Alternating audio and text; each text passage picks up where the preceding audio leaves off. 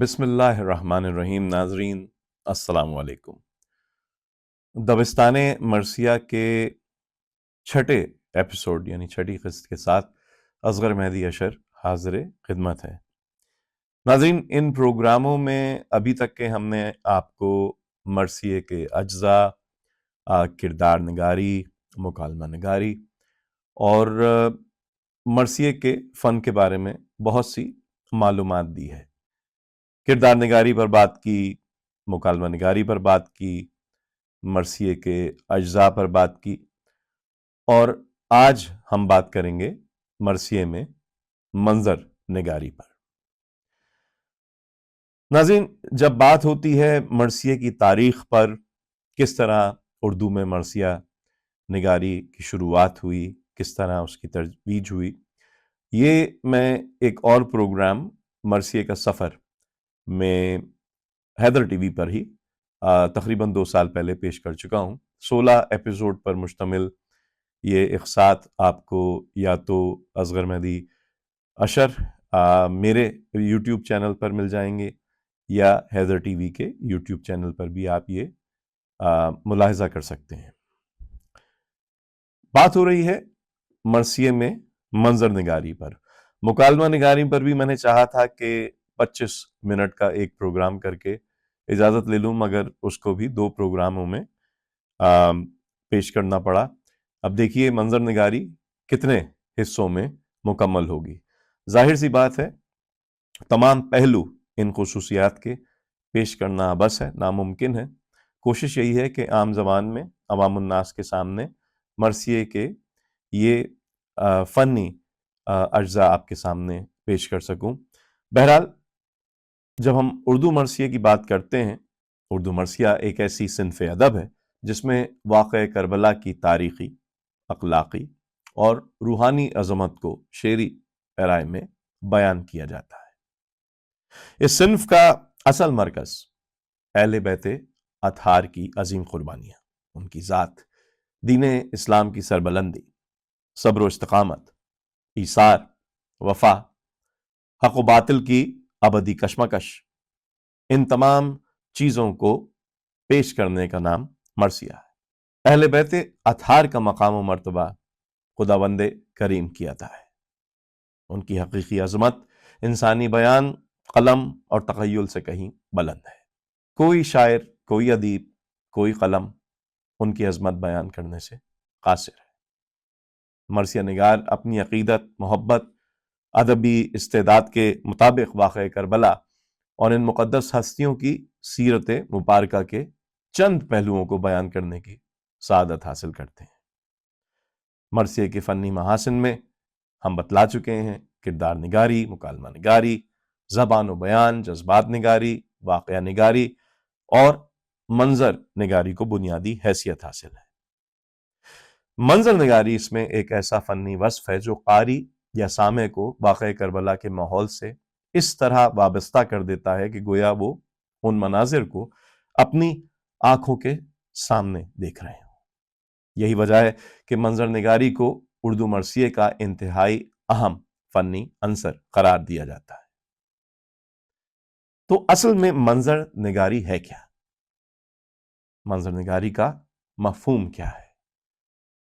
تو ناظرین، منظر نگاری سے مراد کوئی مقام، ماحول، کیفیت، واقعہ یا فطری منظر کو اس انداز سے بیان کرنا ہے کہ اس کی مکمل تصویر قاری کے ذہن میں ابھر آئے۔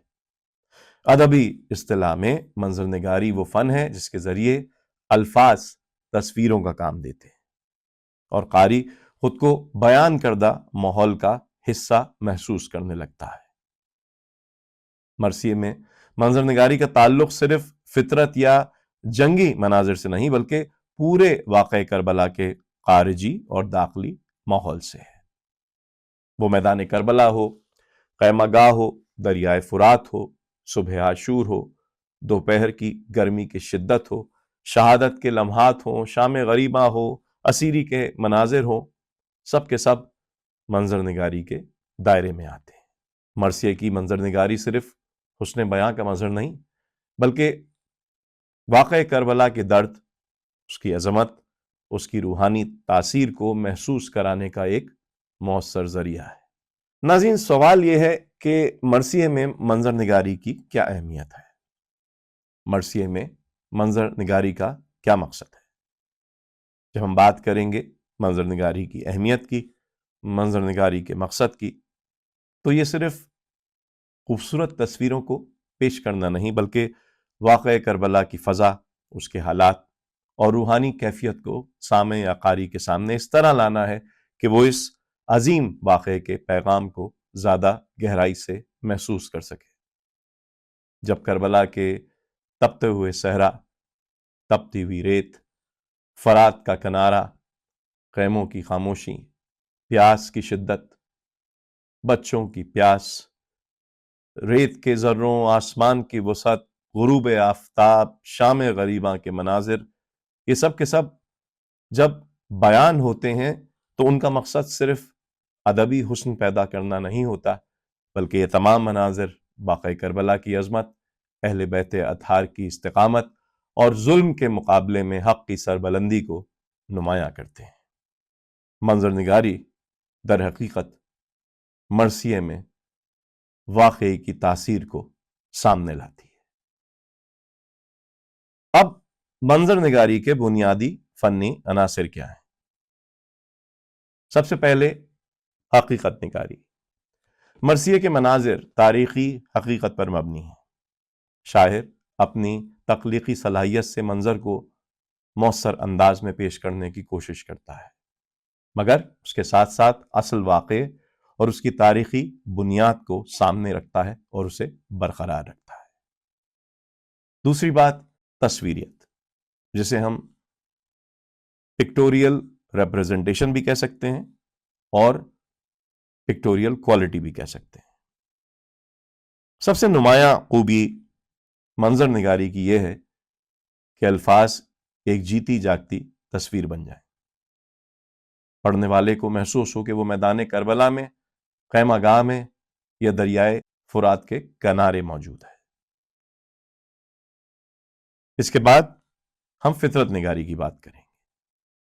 جب مرثیے میں سورج کا ذکر ہو، چاند کا ذکر ہو، ریت کا ذکر ہو، آسمان، زمین، گرد و غبار، صحرا، ریت، ہوا، دریا، درخت اور دیگر فطری عناصر کا ذکر صرف خوبصورتی کے لیے نہیں ہوتا، بلکہ یہ واقعہ کربلا کے جذباتی اور روحانی ماحول کو گہرا کرتے ہیں۔ میں آپ کے سامنے چند مثالیں پیش کروں گا جس میں ریت، ذرے، صحرا، آسمان، سورج، یہ تمام کے تمام کربلا کی خوبصورتی بھی بیان کر رہے ہیں، مگر کسی اور بند میں یہی تمام کے تمام اجزاء، تمام کے تمام فطرت اصل میں کربلا کے جذباتی رنگ کو نمایاں کر رہی ہے، اس کے روحانی ماحول کو گہرا کر رہی ہے۔ ناظرین، منظر نگاری میں جذباتی فضا کا ہونا بہت ضروری ہے۔ صرف ظاہری منظر بیان کرنے سے بات نہیں بنتی، اس منظر سے وابستہ جذبات بھی سامنے لانے ہوتے ہیں۔ یہی صحرا ایک وقت میں شجاعت کا منظر پیش کرتا ہے، اسی صحرا کی خوبصورتی بیان کی جاتی ہے، اور کسی وقت اسی صحرا میں صبر، مظلومیت اور ایثار کی تصویر کو بھی سامنے لایا جاتا ہے۔ ناظرین، تصویر اور منظر میں کیا فرق ہے؟ اچھی تصویر آپ کے سامنے آتی ہے، مگر وہ تصویر کبھی حرکت نہیں کرتی، اسی وجہ سے اسے تصویر کہا جاتا ہے۔ کسی بھی لمحے کو کیمرے کی آنکھ میں یا مصور کے قلم کے ذریعے کرتاس پر رقم کرنے کا نام تصویر ہے، مگر منظر کبھی جامد نہیں ہوتا۔ منظر میں ہمیشہ حرکت ہوتی ہے، روانی ہوتی ہے۔ اچھی منظر نگاری اسی وجہ سے جامد نہیں ہوتی، اس میں حرکت محسوس ہوتی ہے۔ لشکروں کی صف بندی، گھوڑوں کی چال، ہوا کی رفتار، میدان جنگ کی کیفیت، گرد و غبار کا آسمان کی طرف جانا، یہ تمام کی تمام کیفیتیں منظر کو متحرک بنا دیتی ہیں. اس کے علاوہ رنگ، آواز، کیفیات. منظر نگاری میں صرف دیکھنے کی چیزیں نہیں ہوتی، سننے اور محسوس کرنے والے عناصر بھی شامل ہوتے ہیں. ہوا کی سرسراہٹ ہو، گھوڑے کی ہنہناہٹ ہو، گھوڑوں کی ٹاپیں ہو، نیزوں کی جھنکار ہو، تلوار کی تڑپ ہو، خیموں کی خاموشی ہو، بچوں کی پیاس ہو. یہ کچھ کیفیات ہیں جو مناظر کو یا منظر کو مکمل بناتی ہیں. ناظرین، کردار نگاری کے بارے میں آپ سے پہلے ہی گفتگو کر چکا ہوں. مکالمہ نگاری کے بارے میں آپ سے پہلے ہی گفتگو کر چکا ہوں. اب اگر ہم بات کریں اور یہ سوال پوچھیں کہ منظر نگاری اور کردار نگاری کا آپس میں کیا تعلق ہے، کیا یہ ایک دوسرے سے جدا ہیں، کیا یہ علیحدہ علیحدہ چیزوں کے نام ہیں، تو نہیں. منظر نگاری ہو، کردار نگاری ہو، یہ ایک دوسرے سے جدا نہیں ہے. یہ کہوں تو بجا ہے کہ منظر نگاری ہو، کردار نگاری ہو، مکالمہ نگاری ہو، جذبات نگاری ہو، زبان و بیان ہو، یہ تمام کے تمام فن ایک دوسرے کی تکمیل کرتے ہیں. منظر کردار کے جذبات کو نمایاں کرتا ہے اور کردار منظر کو معنی عطا کرتا ہے. اگر میں تپتے ہوئے صحرا کی بات کروں، دریائے فرات کی بات کروں، خیمہ گاہ کی بات کروں، تو یہ صرف مقامات نہیں ہیں بلکہ وہ پس منظر ہیں جس میں اہل بیت اطہار کی استقامت بیان ہو رہی ہے، ان کا صبر بیان ہو رہا ہے، ان کی وفا کی بات ہو رہی ہے اور ان کی قربانی کے مختلف پہلو نمایاں کیے جا رہے ہیں. جب ہم بات کرتے ہیں منظر نگاری کی کامیابی کی، جب ہم بات کرتے ہیں کہ مرثیے کے فن میں منظر نگاری بہترین کب ہوتی ہے، وہ جب ہوتی ہے جب واقعے کی روح اور کرداروں کی عظمت دونوں کو یکجا کرتے ہیں. ناظرین، اساتذہ کی عظمت کا ایک اہم سبب یہ بھی ہے کہ وہ منظر کو صرف بیان نہیں کرتے بلکہ اس میں حرکت پیدا کر دیتے ہیں، اس میں تاثیر پیدا کر سکتے ہیں، اس میں زندگی اور سانسیں پیدا کر سکتے ہیں. اردو مرثیے کی منظر نگاری میں تاریخی شعور موجود ہے، اس میں فطرت نگاری موجود ہے، اس میں جذباتی صداقت موجود ہے، اور انہی تمام چیزوں کا اردو مرثیہ ایک حسین امتزاج ہے. اردو شاعری کی دیگر اصناف میں یہ خصوصیات کم دکھائی دیتی. ناظرین، اس بحث سے صاف واضح ہوتا ہے کہ منظر نگاری مرثیے کا محض ایک ادبی حسن نہیں بلکہ واقعہ کربلا کی فضا، اس کے درد، اس کی روحانیت اور اس کے پیغام کو مؤثر انداز میں محسوس کرانے کا ایک اہم ذریعہ ہے. مرثیے میں مناظر کا مقصد صرف تصویری حسن پیدا کرنا نہیں بلکہ اہل بیت اطہار کی عظیم قربانیوں کے پس منظر کو اس طرح سامنے لانا ہے کہ قاری اس سے فکری اور روحانی طور پر وابستہ ہو جائے.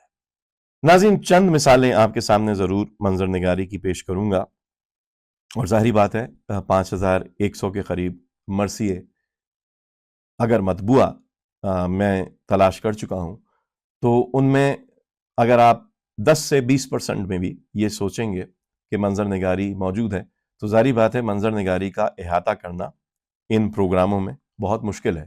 مگر چیدہ چیدہ مثالوں کے ذریعے آپ کے ذہن میں یہ بات ضرور لائی جا سکتی ہے کہ اصل میں منظر نگاری کس طرح استعمال کی گئی، اس کا فائدہ کیا ہے. اور جب بھی آپ آگے کبھی مرثیہ سنیں تو آپ کو اس بات کا ضرور اندازہ ہو جائے کہ شاعر منظر نگاری کے ذریعے مرثیے میں کیا تاثیر پیدا کرنے کی کوشش کر رہا ہے. ناظرین، انیس ہوں، دبیر ہوں، عشق ہوں، تعشق ہوں، میں قدیمی مرثیہ نگاروں کی بات کر رہا ہوں، انہوں نے اپنے مرثیوں میں منظر نگاری کو ایک خاص مقام دیا. چند مثالیں آپ کے سامنے پیش کروں گا. سب سے پہلا مرثیہ میر انس کا مرثیہ ہے. یہ میر وحید کے والد اور انیس کے بھائی تھے. جب لشکر قدام سحر کی اذان ہوئی. ناظرین، 10 محرم کی صبح ہے، اذان علی اکبر ہے، اور اس کے بعد صبح کی نماز اب یہ منظر انیس نے بھی بیان کیا، دبیر نے بھی بیان کیا، انس نے بھی بیان کیا۔ انس نے کس طرح بیان کیا اس منظر کو آپ سنیے۔ جب لشکر خدا میں سحر کی اذاں ہوئی، حاضر جماعت شہ کون و مکاں ہوئی، صوت حسن بلند تہ آسماں ہوئی، پڑھ کر درود فوج ملک مدحقاں ہوئی، گل ہائے بوستاں ہمتن گوش ہو گئے، طائر جو چہچہاتے تھے خاموش ہو گئے، در آسماں کے کھل گئے یکبار تھے جو بند، قدسی فرشتے قدسی ہوئے سما پا سماعت سے بہرمند، سکان قاف قاف پر رہنے والے سننے لگے صوت دل پسند، کانوں کو بھانے والی آواز، عنقائے مغربی کی بھی گردن ہوئی بلند، مسکن سے باہر آ گئے ساکن پہاڑ کے، سیمرغ اٹھ کھڑا ہوا پر اپنے جھاڑ کے۔ کیوں؟ کیونکہ اللہ اکبر اکبر غازی کی وہ صدا تھا جس میں لہن حضرت داؤد کا مزہ، غنچے چمن میں گوشے سماعت کیے تھے واہ، نغمے تھے محو گنگ تھے مرغان خوشنوا، رستوں پا راہ رووں کے قدم تھے جمے ہوئے، تھے دم بخود نسیم کے جھونکے تھمے ہوئے۔ اب شاعر نے صبح کی اذان کا منظر اس طرح سے بیان کیا یہاں پہ کہ ہر چیز جو ہے وہ ساکت ہو گئی جب اذان علی اکبر شروع ہوئی۔ تکبیر کی صدا جو پہنچتی تھی دور دور، ساکت کھڑے تھے گلشن فردوس کے قصور، آواز روشن ایسی کہ چھایا ہوا تھا نور، راغب تھی سوئے حسن فصاحت ہر ایک حور، سرمست اشتیاق تھے جو اہل ہوش تھے، دوزخ بھی تھا یہ محو کے شعلے خاموش تھے۔ اب اس سے بہترین منظر نگاری صبح کی اذان کی کوئی کرے تو کیا کرے۔ جس دم اذان کے بعد اقامت ہوئی تمام، اکبر کے منہ کو دیکھ کے رونے لگے امام، استادہ قبلہ رو جو ہوا کعبہ انام، ہونے لگا نماز جماعت کا اہتمام، طاعت فزوں تھی لطف سے آب حیات کے، نعرے ہوئے بلند اقیموا الصلاۃ کے۔ اب آگے نماز کا ذکر ہے، اس کی منظر نگاری ہے، پھر جنگ کے شروع ہونے کی منظر نگاری ہے۔ تو بہرحال انس کا یہ مرثیہ جب لشکر خدا میں سحر کی اذان ہوئی، یہ منظر نگاری کا ایک مرقع ہے۔ اسی طرح ایک اور مرثیہ میں آپ کے سامنے پیش کروں، یہ وہ مرثیہ ہے انیس کا، جہاں انیس نے واقعہ ظافر جن پیش کیا ہے، اور جب باغ حسینی پر خزاں آ گئی رن میں، کچھ بند اس میں منظر نگاری کے آپ سنیے۔ وہ دھوپ کی تیزی غضب اور لو کا وہ چلنا، وہ دوپہر اس دشت کی اور دن کا وہ ڈھلنا، ہر ایک بدن سے وہ پسینے کا نکلنا، اور تن پہ حرارت سے وہ ہتھیاروں کا جلنا، جنگل کے چرندے سبھی جھیلوں میں پڑے ہیں، اور دھوپ میں پیاسے شہ مظلوم کھڑے۔ گر خاک پر گرتا ہے تو بھن جاتا ہے دانا، کیا خیر ہے اس آگ میں پانی کا نہ پانا، پیاسے ہیں حسین اور ہے سیراب زمانہ، یہ جان محمد ہے لعینوں نے نہ جانا، کیا بے کس و مظلوم ذوی القدر ہوئے ہیں، امت میں محمد کی عجب غدر ہوئے ہیں۔ آندھی غضب آئی کہ لرزنے لگا میدان، دریا سے اٹھا شور کے طوفان ہے طوفان، ڈر ڈر کے پہاڑوں میں چرندے ہوئے پنہاں، طائر بھی درختوں سے اڑے شش در و حیراں، ملتی تھی کسی کو نہ جگہ امن و اما کی، غل تھا کہ دہائی ہے سلیمان جہاں کی۔ حضرت نے سنی گھوڑوں کی ٹاپوں کی جو آواز، تکنے لگے دریا کی طرف شاہ سرفراز، سمجھے کہ یہ کچھ فوج کی آمد کا ہے انداز، बेकस की मदद करने को आया कोई जांबाज, इस वक्त में किसने किया ये कस्त कुमक का, जिन्नात की है फौज के लश्कर है मलक का।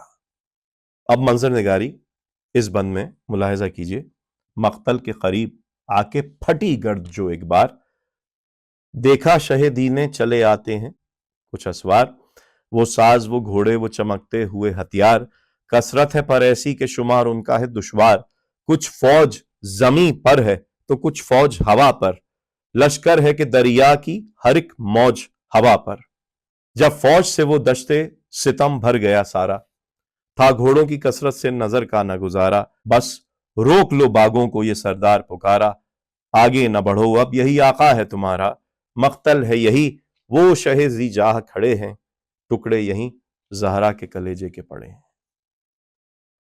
जाहिर बात है ये मरसिया भी सुनने के काबिल है।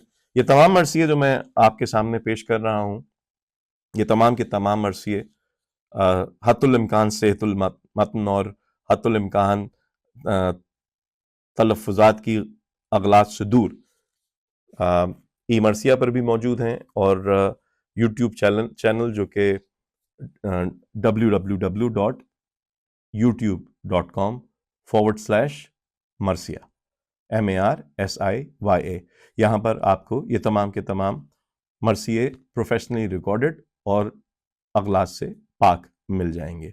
और अगर यही मरसिए आपको डाउनलोड करने हो तो ई मरसिया का रुख कीजिए, वहाँ पर ये तमाम के तमाम मरसिए जो हैं वो PDF के फॉर्मेट में आपको मिल जाएंगे।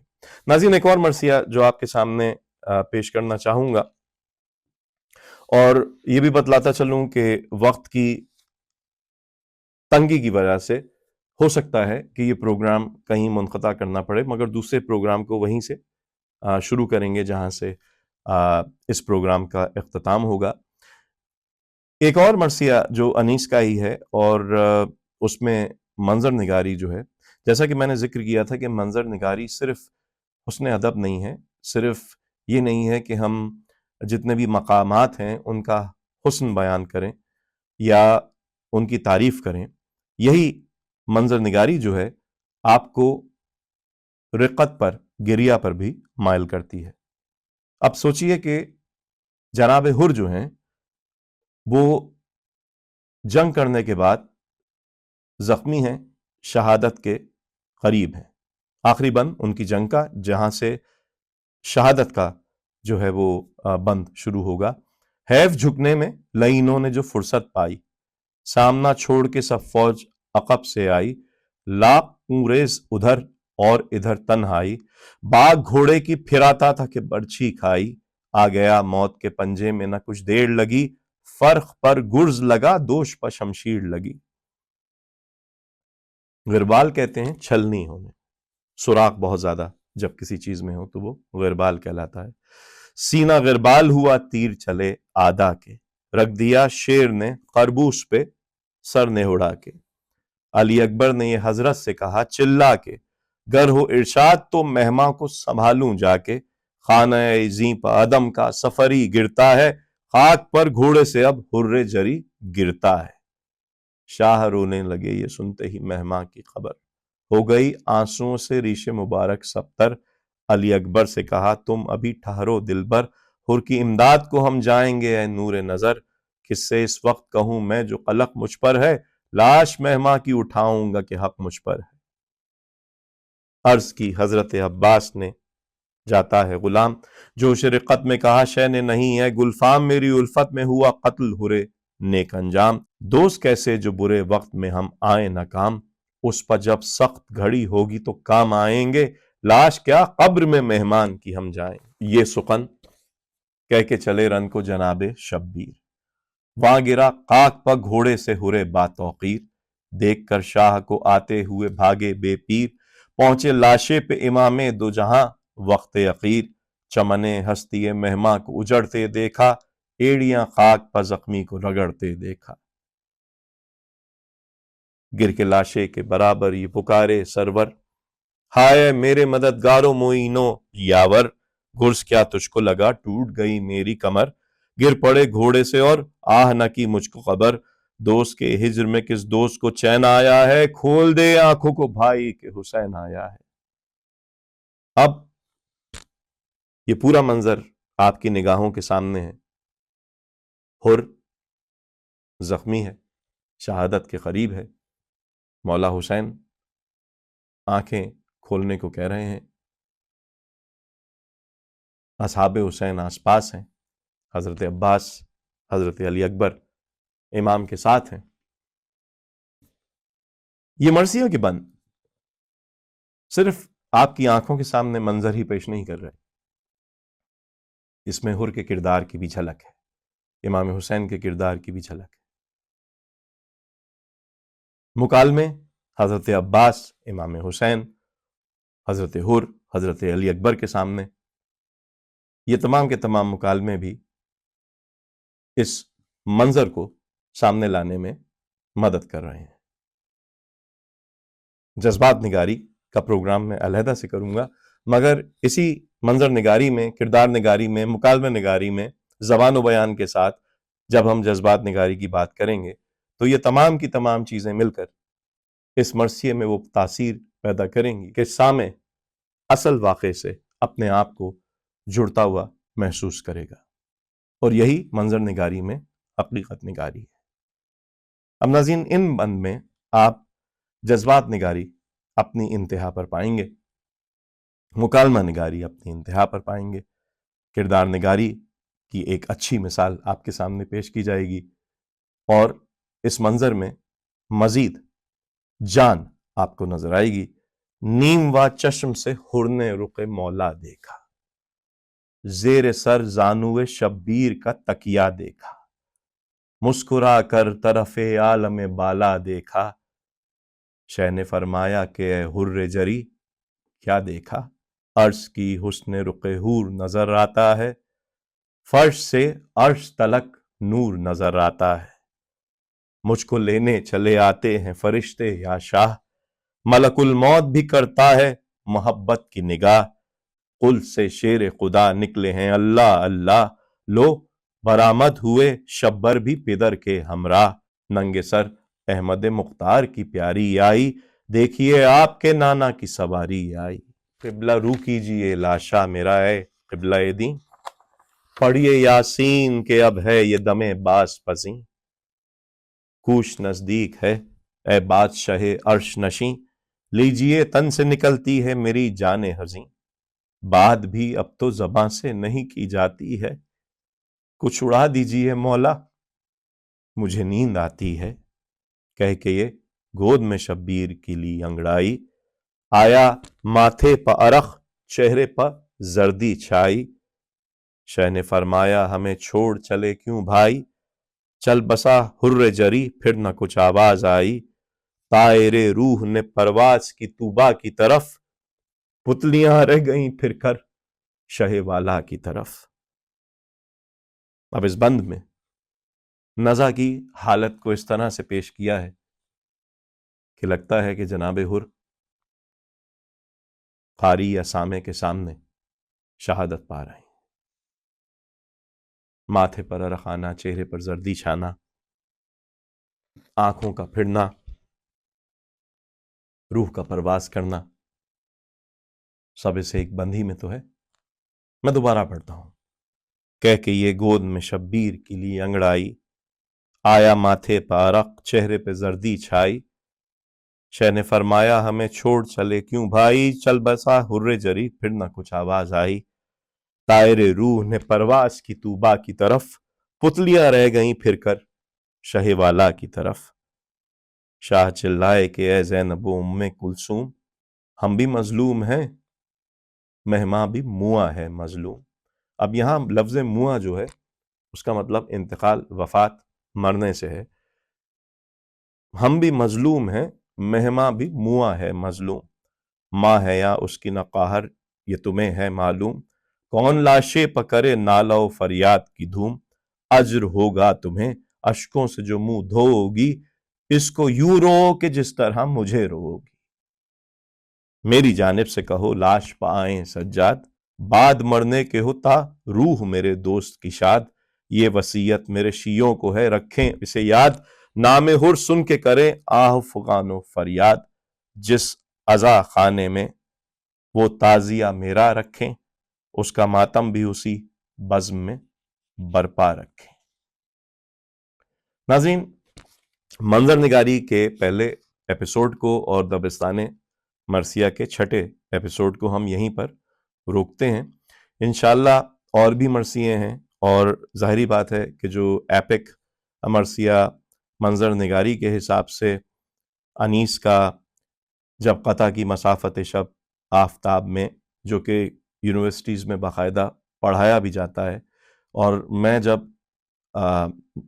12-13 سال کا تھا تو مجھے یاد ہے کہ کراچی میں اردو کے نصاب میں 10ویں جماعت میں صبح کے سما کے عنوان سے انیس کے چند بند جو ہیں میں نے پڑھے تھے، اور مجھے نہیں معلوم کہ اب وہ بند نصاب میں شامل ہیں یا نہیں ہیں، مگر وہ بند جب قطع کی مسافت شب آفتاب نے سے لیے گئے تھے، وہ بند آپ کی خدمت میں پیش کروں گا، اور صبح کا سما ہی نہیں، عاشور کی صبح کی منظر نگاری جو انیس نے اس مرثیے میں کی ہے ضرور اس سے پیش کروں گا۔ یہ وہی مرثیہ ہے جس سے میں نے علمداری حضرت عباس پچھلے ایپیسوڈز میں بیان کی تھی۔ زینب بلال زیر علم آ کھڑے ہوئے، گئے ماں کو دیکھتے تھے کبھی جانب علم۔ تو انشاءاللہ منظر نگاری کے ان اقساط کو آگے بڑھائیں گے، اور منظر نگاری کے بعد انشاءاللہ ہم مرثیے میں جزیات نگاری کی بات کریں گے، جذبات نگاری کی بات کریں گے، زبان و بیان کی بات کریں گے، مرثیے میں تعلی کی بات کریں گے، مرثیے میں ظافر جن کا ذکر جن جن مرثیوں میں ہوا ہے ان مرثیوں کی بات کریں گے۔ اس کے علاوہ آپ کے سامنے جتنا سب کچھ ہو سکے گا مرثیے کے فن کو بیان کرنے کا، وہ سب کا سب آپ کے سامنے پیش کرنے کی کوشش کریں گے، اور جب یہ تمام کوششیں ہماری مکمل ہو جائیں گی، اس کے بعد انشاءاللہ ہم مرثیے کے دبستانوں کی بات کریں گے۔ اس پر بہت تفصیل سے بات ہوگی، اس کے شعراء پہ بہت تفصیل سے بات ہوگی، دبستان دہلی پر بھی بات کریں گے، مگر اس کا ذکر زیادہ تر مرثیے کے سفر میں پہلے ہی کر چکا ہوں، جس میں سودا، میر، سکندر پنجابی، یہ تمام کے تمام شاعروں کا ذکر پہلے ہو چکا ہے۔ ہم انشاءاللہ دبستان مرثیہ میں دبستان لکھنؤ کی ضرور بات کریں گے۔ جب ہم لکھنؤ کے دبستان کی بات کریں گے تو اس میں لازمی طور پر انیس کا ذکر ہوگا، دبیر کا ذکر ہوگا۔ انیس اور دبیر کے علاوہ جتنے بھی شاعر لکھنؤ میں تھے 18ویں صدی اور 19ویں صدی میں، ان کا تذکرہ کرنے کی کوشش کریں گے۔ دبستان اجتہاد کا بھی ذکر کریں گے۔ ناظرین، اس ایپیسوڈ کو یہیں پر تمام کرتے ہیں۔ اصغر مہدی اشر کو اجازت دیجیے۔ خدا حافظ و ناصر۔